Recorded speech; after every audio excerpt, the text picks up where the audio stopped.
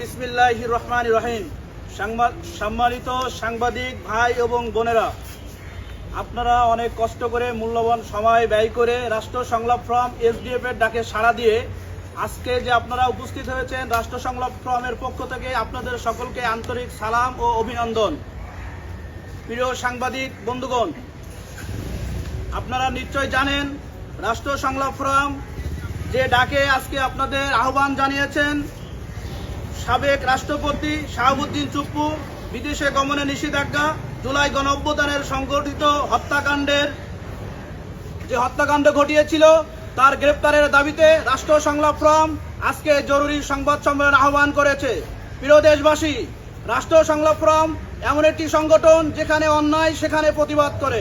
প্রিয় দেশবাসী, আপনারা জানেন রাষ্ট্র সংলাপ ফোরাম শাহাবুদ্দিন চুপ্পুর বিরুদ্ধে যে সংবাদ সম্মেলন আজকে আহ্বান জানিয়েছেন, এর মধ্যে স্পষ্ট করতে চাই যে শুধুমাত্র সে পদত্যাগ করেই ক্ষান্ত হবে না।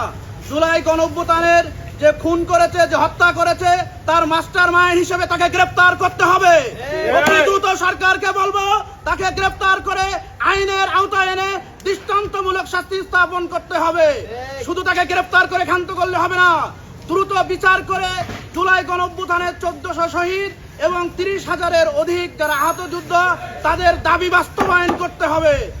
উপস্থিতি, এটা এখন সময়ের দাবি। সরকারকে আমরা অনুরোধ করব শাহাবুদ্দিন চুপ্পুকে দ্রুত গ্রেপ্তার করে দৃষ্টান্তমূলক শাস্তির আওতায় নিয়ে আসতে হবে। আমাদের